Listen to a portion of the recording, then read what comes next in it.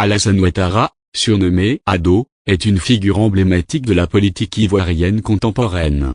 Né le 1er janvier 1942 à Dimbokro, il incarne la trajectoire d'un homme qui, par son parcours exceptionnel, assure donner espoir et stabilité à un pays meurtri par des décennies de crise. De l'économiste international au président réformateur, son histoire est celle d'un engagement sans faille pour la Côte d'Ivoire.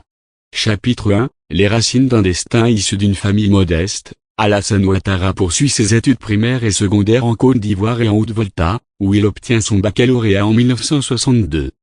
Grâce à une bourse américaine, il part aux États-Unis pour poursuivre ses études supérieures.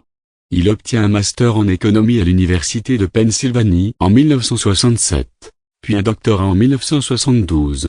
Cette formation académique solide le propulse au Fonds monétaire international dès 1968, où il occupe divers postes de responsabilité. En 1988, il devient vice-gouverneur de la Banque centrale des États de l'Afrique de l'Ouest, avant de retourner au FMI en 1990 en tant que directeur pour l'Afrique. Ses expériences internationales forgent son expertise en gestion économique et sa réputation sur la scène mondiale. Chapitre 2, l'appel de la nation en 1990. Le président Félix Houphouët-Boigny, conscient des défis économiques auxquels la Côte d'Ivoire est confrontée, fait appel à Alassane Ouattara pour devenir Premier ministre. Il met en place un programme de stabilisation économique, assainissant les finances publiques et relançant l'économie du pays. Cependant, en 1993, à la suite du décès du président Houphouët-Boigny, Ouattara retourne au FMI, où il est nommé directeur général adjoint. En 1999, il quitte le FMI et rentre en Côte d'Ivoire, où il prend la tête du Rassemblement des Républicains, un parti politique qu'il fonde pour promouvoir une vision réformatrice et inclusive pour le pays. Chapitre 3, la conquête du pouvoir malgré ses ambitions présidentielles. Alassane Ouattara se heurte à la clause d'ivoirité introduite dans la Constitution, qui l'empêche de se présenter aux élections de 1995 et 2000. Cette exclusion suscite des tensions et des contestations au sein de la population.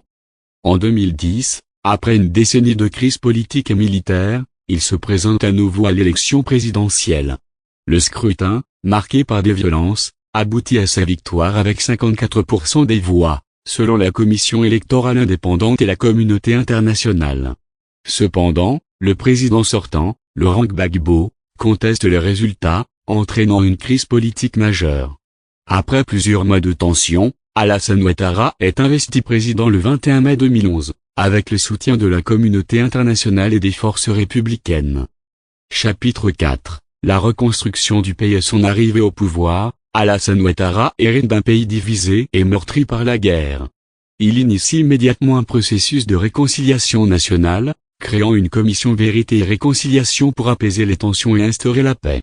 Sur le plan économique, il met en œuvre des réformes ambitieuses, notamment dans les secteurs de l'agriculture, des infrastructures, de l'énergie et de l'éducation. Sous sa présidence, la Côte d'Ivoire connaît une croissance économique soutenue, devenant l'une des économies les plus dynamiques d'Afrique de l'Ouest. Le taux de pauvreté diminue, l'accès à l'électricité et à l'eau potable s'améliore, et des milliers de kilomètres de routes sont construites ou réhabilités. Chapitre 5, les défis du pouvoir malgré ses succès. La présidence d'Alassane Ouattara n'est pas exempte de critiques. Sa gestion de l'armée et de la justice est parfois dénoncée, accusée de partialité et de répression. La question de la réconciliation nationale reste également complexe, avec des tensions persistantes entre les différentes communautés politiques et ethniques. En 2020, il annonce sa volonté de ne pas briguer un troisième mandat, ouvrant la voie à un renouvellement politique. Cependant, face à l'absence de candidat consensuel, il se représente et est réélu, malgré des contestations et des violences.